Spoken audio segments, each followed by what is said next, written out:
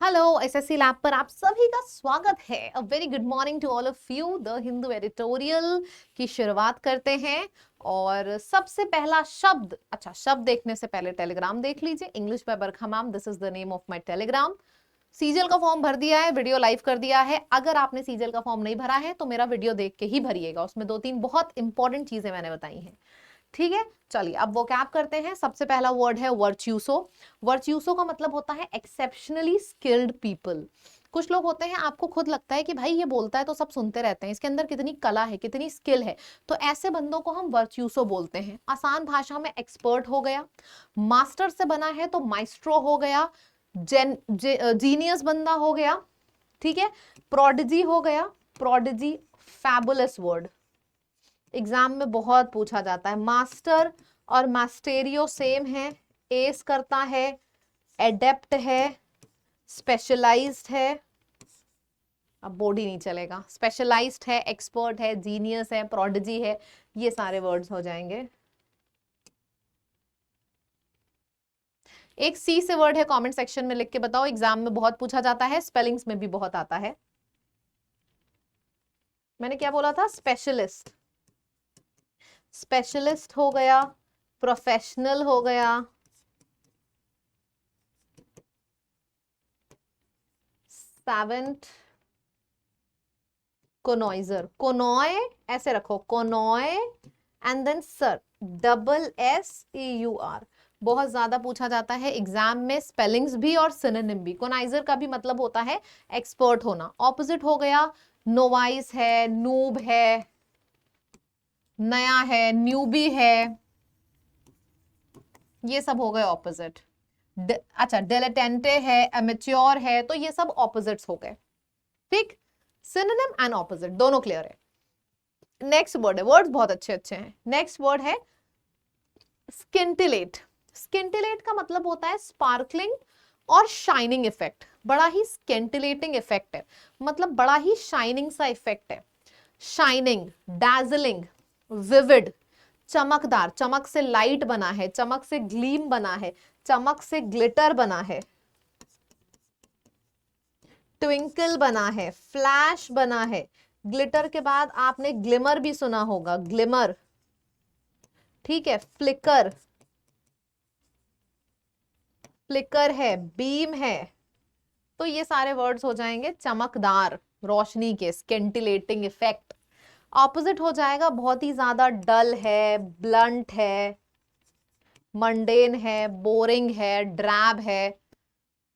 सूखा सा वर्ड लग रहा है ना, ड्रैब, डल, बोरिंग, ये सारे हो जाएंगे ऑपोजिट।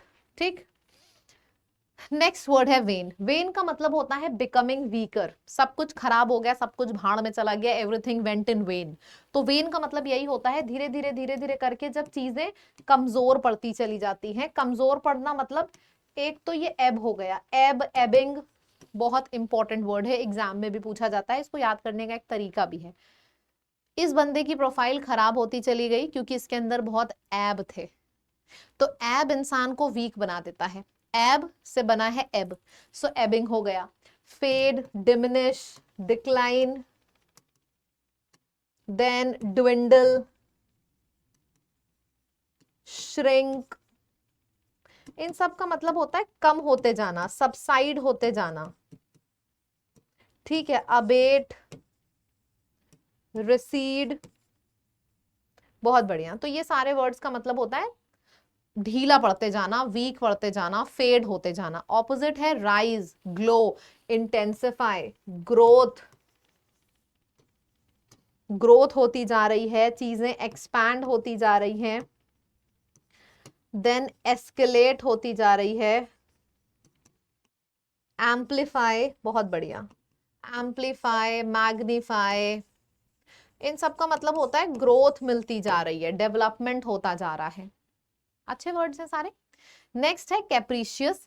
कैप्रीशियस का मतलब होता है चेंजिंग सडनली। अभी मैं खुश हूं, अचानक से दुखी हो गई, अभी मैं दुखी हूं, अचानक से डांस करने लगी। फिकल माइंडेड, विमसिकल, ठीक है, बहुत इंपॉर्टेंट वर्ड्स हैं सारे। फिकल माइंडेड, विमसिकल, दिमाग में स्टेबिलिटी है ही नहीं, कंसिस्टेंसी है ही नहीं, inconsistent, unstable, fickle minded, whimsical and capricious. ये तीनों वर्ड्स बहुत पूछे जाते हैं, ये तीनों। ऑपोजिट है रिलायबिलिटी, डिपेंडेंस, स्टेबिलिटी, ये सब ऑपोजिट हो गए। नेक्स्ट है एंग्रोस्ड। एंग्रोस्ड इन समथिंग का मतलब होता है completely captured, capturing someone's attention. जैसे मैंने बोला यार ये वेब सीरीज इतनी अच्छी है, I am completely engrossed in it. ये वेब सीरीज इतनी अच्छी है, I am completely engrossed in it. मैं पूरी तरीके से इसमें डूबी हुई हूँ, पूरी तरीके से मुझे इस वेब सीरीज ने मतलब अटेंशन मेरा कैप्चर कर रखा है। सो दैट इज एंग्रोस्ड होना, कैप्टिवेट, अब्सॉर्ब्ड। फिर इसमें आप लिख सकते हो immersed.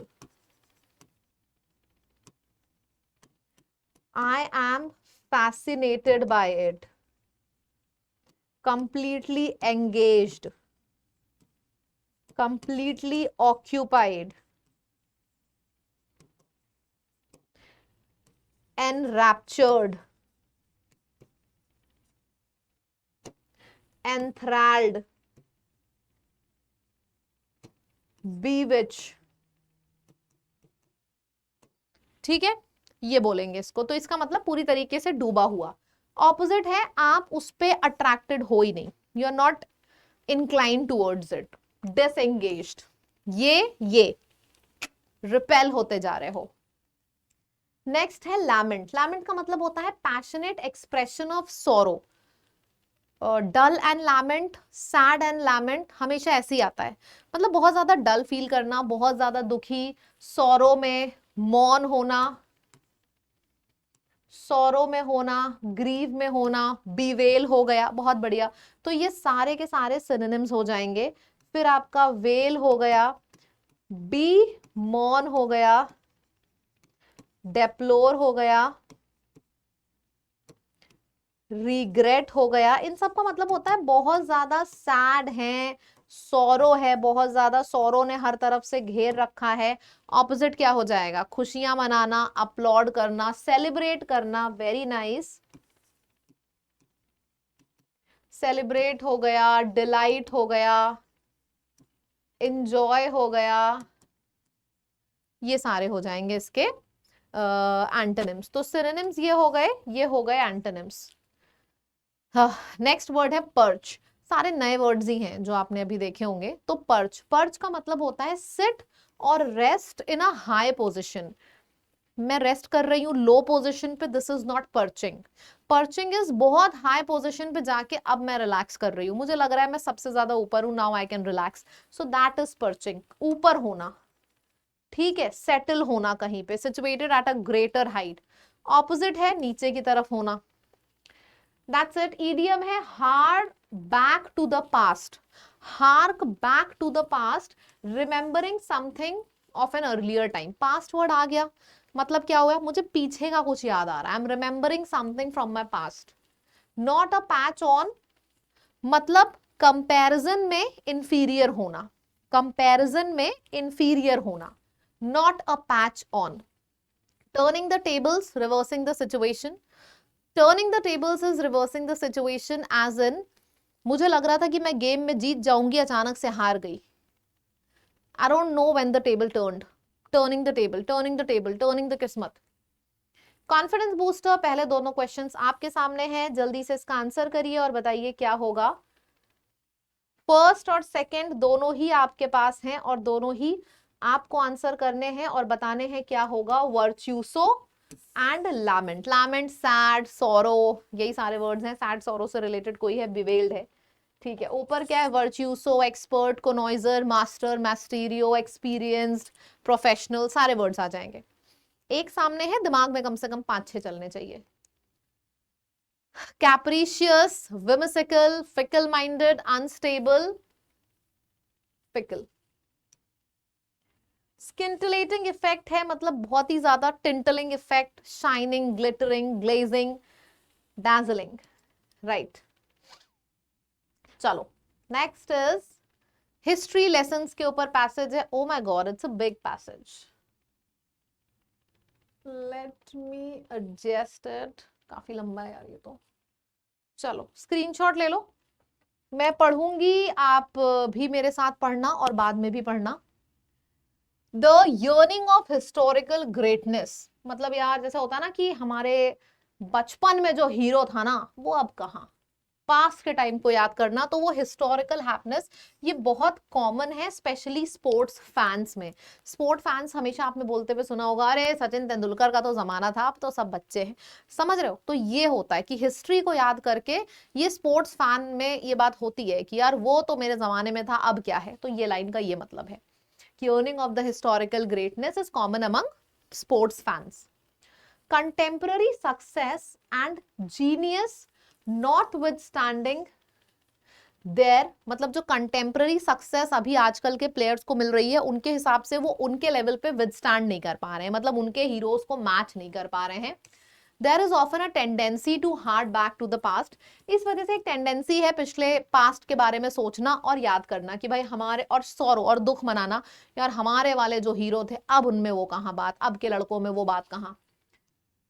Present day virtuoso are not a patch, अभी के लोग उनके, अभी के जो प्रेजेंट वर्च्यूस हो, अभी के जो भले ही मास्टर हो, भले ही एक्सपर्ट हो, लेकिन उनपे वो बात नहीं है जो हमारे पुराने वाले हीरो को मैच कर पाए। इसका मतलब वो है प्रेजेंट के वर्च्यूसो में भी वो बात नहीं है, they are not a patch, they can not fulfil that patch जो हमारे हीरोज में थी, ओल्डर वंस में।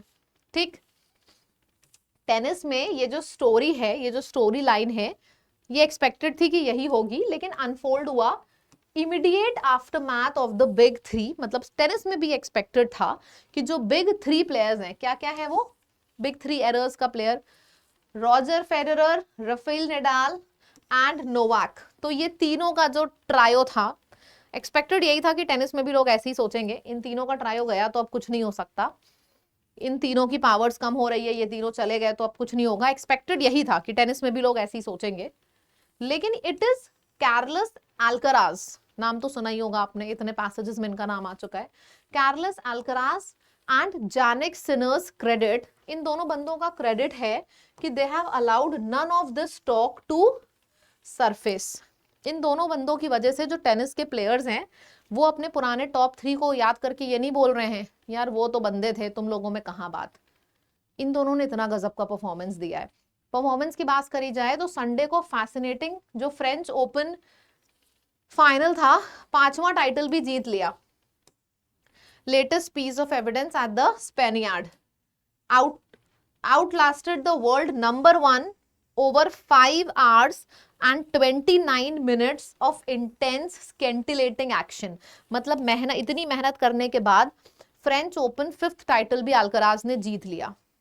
जो विक्ट्री है अल्कराज की, ये उसकी 5वीं ग्रैंड स्लैम की ट्रॉफी है, और वर्ल्ड में 2 लोगों को छोड़ के he became the 3rd man after Gustavo and Nadal to defend titles at Roland this millennium. मतलब अगर इस मिलेनियम की बात करी जाए तो 2 लोगों को छोड़ के Alcaraz is the 3rd one जिसने इतने टाइटल्स, फ्रेंच ओपन टाइटल्स में लगातार जीते हैं। सो अल्कराज की परफॉर्मेंस इतनी गजब की थी कि लोग ऐसी बातें नहीं कर पा रहे हैं कि मेरे प्लेयर्स का तो जमाना था, अब के बच्चों में वो बात कहाँ, क्योंकि उसने इतनी गजब की परफॉर्मेंस दी है। तो ये पैसेज का समरी है।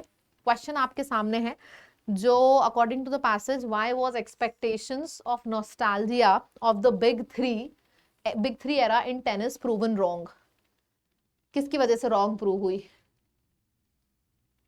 इनकी वजह से नहीं, अल्कराज की वजह से। सी वाला करेक्ट आंसर है। What does the expression not a patch on the older ones imply as used in the passage? Passage समझ में आया है तो आराम से इसका आंसर कर लोगे। Are not a patch on the older ones, नए हीरो पुराने हीरो की बराबरी नहीं कर सकते, यही मतलब है। नए hero are not a patch on older ones, यही तो मतलब हुआ ना। Present day players are as good as, नहीं। Current players are far superior, नहीं। present day virtuoso are not comparable to the legendary old ones, C is the correct answer। Summary clear है, passage clear है, तो कितना भी कठिन question हो answer आ ही जाता है, राइट। चलो अब फटाफट होमवर्क में क्या करना होता है, इस पूरी लिस्ट में से कोई भी 4 उठाना। देखो अगर सेशन अच्छा लग रहा है तो आप ये काम करोगे, नहीं अच्छा लग रहा है तो नहीं करोगे, इट्स वेरी सिंपल। तो 4 उठाना कोई भी वर्ड्स, और वही वर्ड्स उठाना जिसके कम से कम 2 से 3 सिनोनिम्स तो आपको आते हो, और तुरंत कमेंट कर देना, ठीक। और नए स्टूडेंट्स चैनल सब्सक्राइब कर लो, एंड ऑल्सो अगर आप मेरे संग पूरी तैयारी करना चाहते हो मंजिल बैच को ज्वाइन करना। इस बैच में मैंने पूरी पूरी इंग्लिश कराई है, वो भी आपके एग्जाम के पहले। कहाँ गई मैं, ये रही मैं। और बाकी हमारे सारे दिग्गज टीचर्स ने भी अपना सब्जेक्ट कराया है। 6 से 7 घंटे की क्लासेस हो रही है मंजिल बैच में। आपके एग्जाम से पहले सिलेबस कंप्लीट होगा। ज्यादा टाइम नहीं बीता है, 1 से 2 दिन हुए हैं बैच शुरू हुए। अगर अभी भी ज्वाइन नहीं किया है तो कर लीजिए, ये लास्ट फाउंडेशन बैच है। आपको हमारी ऐप पर मिल जाएगा लैब पे, लाइव कोर्स में जाना, वहां पे आपको ये मंजिल बैच दिखेगा, इसको जरूर से ले ले अगर आपको इसी बार के लिए आप सीरियस हो, क्योंकि ये 2025 का लास्ट फाउंडेशन बैच है। ये कोड है, इस कोड को लगा देना तो आपको डिस्काउंट मिल जाएगा, राइट। चलो, thank you so much, tata bye bye, take care everyone.